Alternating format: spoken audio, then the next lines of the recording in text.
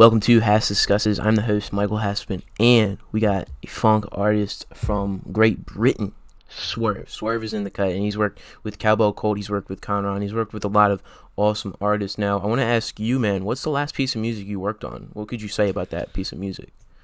Well, I last worked on it was a funk house track, and it's releasing on the 20th of January. And I don't know. I honestly don't know what to say about it. Yeah, that's all good, man. But I want to ask, like, well, what plugins or synths do you like to use with your music? Like, what's your favorite plugin that you like to use with your music? I like to use Decimal 2. It depends what preset. Like some people they overdo it. But yeah, it's quite good. Sometimes on the cowbell, sometimes on the master. And then obviously EQ and like J37 is good as well. What's that first plugin that you were just talking about? What's that plugin do? It's like a bit crusher. It just gives like just gives a good vibe. And yeah, that's pretty much it. Yeah, that's all good. So a lot of music is of a subgenre of rap, and you know, house is called funk. So what's your definition of funk? How would you describe funk? Well, I mean, it's kind of long because like my type of funk, it's not the only type of funk, and different people see different funk. Different people see different people see funk in a different way. Like some people see it like in like the lo-fi aspect. Some people see it, and then some people say like cowbell and like drift and house and stuff. So how would you describe the way that you make your funk music? How would you describe it? I make cowbell funk, but I do like to try others. But I don't really post any other types of funk which I make because I don't think it'll fit my profile. Yeah, because you do a kind of a clear style and aesthetic, and it works. I like what you're doing. And one of my favorite songs that you've done is with Cowbell Cult. How did you get involved with Cowbell Cult? Well, Cowbell Cult isn't actually an artist; it's a collective. Yeah, I'm aware of that. Yeah. Yeah. So basically, pretty much the person which helped me start off my career in funk, he was in Cowbell Cult. His name was Silver Rounds. And so once I like kind of got used to it a little bit, like kind of making music, he invited me to Cowbell Cult, and then they asked me if they could post like my latest release, which was Say Lights, and I said yeah. And that shit fucking took off. That was probably one of your favorite songs. Yeah. I really like the qonran remix of it. How did you start working with him? Because actually, me and you do have that in common. I've worked on music with qonran before as well. Yeah. Well, he's actually in Cowbell Cult as well, so that's how I kind of got in contact with him. Oh yeah, I remember that because that's in his I think it's in his SoundCloud or one of his bios. That shit. Yeah. How long's he been in that? I have no clue because I joined in like mid-March. I think it might have been the 13th. Yeah. Yeah. That's what's up. Well, when did you discover like house funk? Like when did you decide to start making that type of like funk? Well, there's this guy and he was called Highs.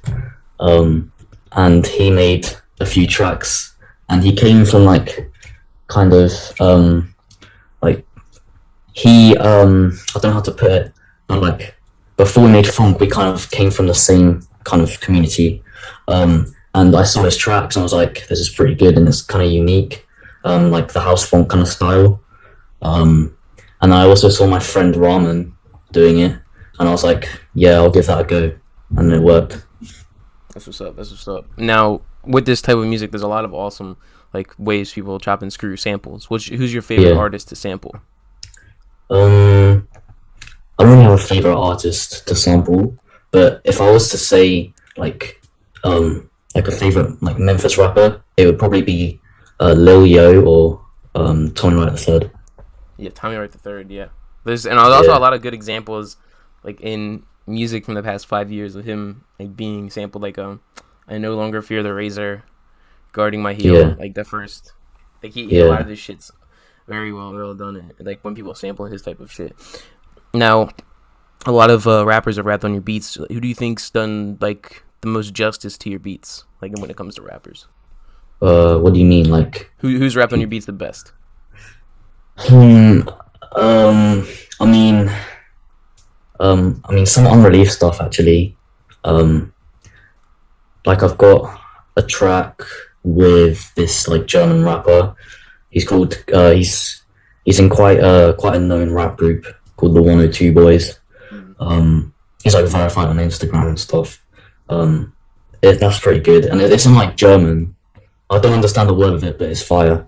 And then I've got I'm making a track with this person called Kodama Boy, and he's doing something really well over the beat I sent him. But right now, what's out? My favorite might be the one I did with Apoc Crisis. Oh, what song was that called again? Carbon. Nice. I loved interviewing him. He was awesome to interview because he was like in the same room as Sly, and he was just doing a music video with Jupilux. I don't know. Are you a fan of Jupilux? Yeah, I've actually got an unreleased track with Underground Main, Jupilux, and Apoc in the same track, and there's like another producer on it, so it's like 5 artists. Dude, that's awesome. I'm a big fan of her, man. Yeah. Shouts out to her. But who hasn't rapped on your beats? Would you like to rap on your beats? Like I mean, I'm just trying to think of something that's not unrealistic. Yeah, I know what you mean. I mean, I don't really know because I was once my favorite rapper is a guy called One and Only. He doesn't do funk. I think he might have done like a one, but I like have his number and stuff. We were gonna do a track, but it just never happened. He said he was gonna get like Freddie Dredd on it and stuff, but nah, it never happened. And that's pretty much it. That's pretty much my main guy. How do you spell that? How do you spell his name? One N and then only. So like the number 1 and then the N and then only. Oh, I found it. There we go. Yeah. Oh, he's got a lot of cute girls on his like fucking posts on his pictures on the covers. Yeah. I've done that too, like with beats. Like just like got an e-girl and then just like screenshotted it. Yeah, I did that before and then I changed them because my friend said they were cringe.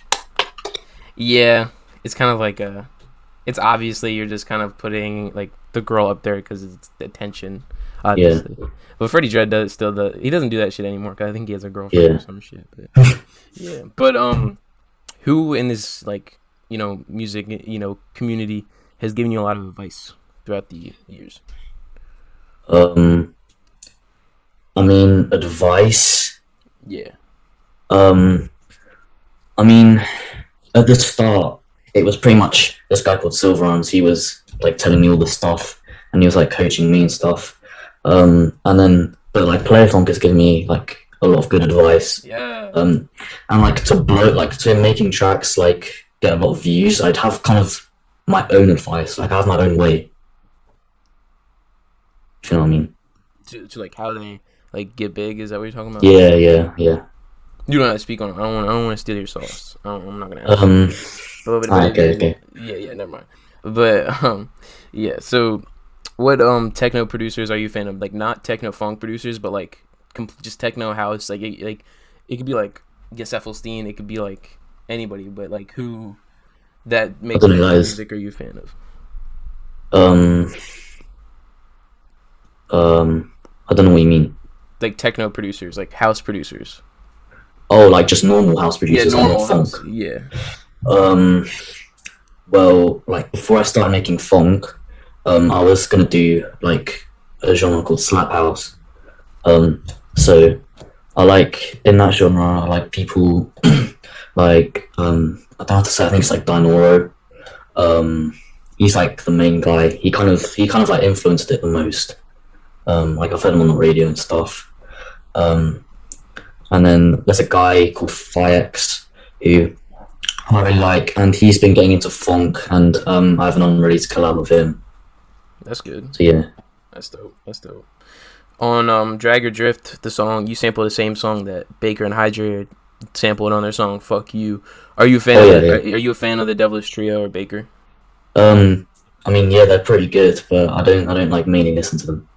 Yeah, that's what's up. Are you a fan of like Doom Shop or any of those people in that circle? I don't listen to much of it. No. That's good. That's honest, because everybody that does funk shit says that they're obsessed with Doom Shop, and it's good this like that one person is obsessed with them because everybody is. I'm obsessed with them. It's good. It's good. I mean, they're good, but I just don't listen to them. You know, I feel you. Yeah. So, what producer has been your favorite to work with? To work with, that's a hard one. I like working with Dazagus. We always come up with something new each time. I don't have anything released with him, but I like working with Player Phonk. He also gives like good advice, like you said earlier, and like he tells me a lot of stuff which help. But I also like releasing stuff with MC Orson because he's kind of like around he does like kind of the same subgenre of funk that I do, and he's kind of around the same popularity level, so it's always good to work with him. And that one song you did with him, I forget what it was called, but I was just listening to it. That shit. Let me find it. I dig no remix. Yeah, that's it. Yeah. That shit was awesome. Where's he from? He's from Russia. You work with Jake Ohm, right? Oh, running. Yeah. So yeah. How did that happen? How did you start working with Jake? Because he's a legend.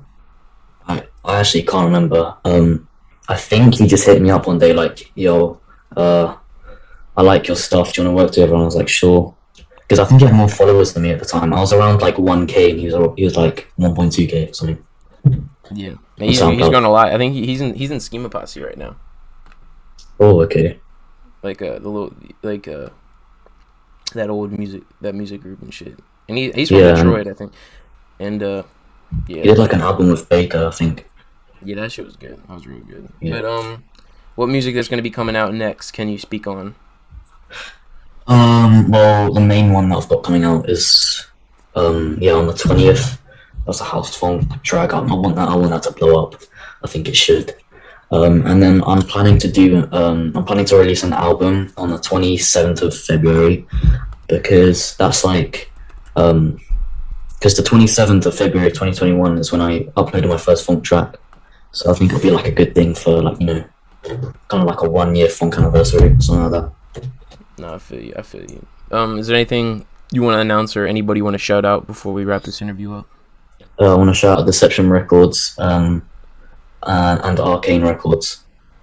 All right, that's what's up, man. Thanks for coming on the show. Really appreciate it. Yeah, thanks for having me. Yeah, man. Have a good day, bro. Just link everybody in the audience. Link in the description to check out my boy Swerve's music. Be sure to go check it out. Listen to it while drifting, and peace out. See ya.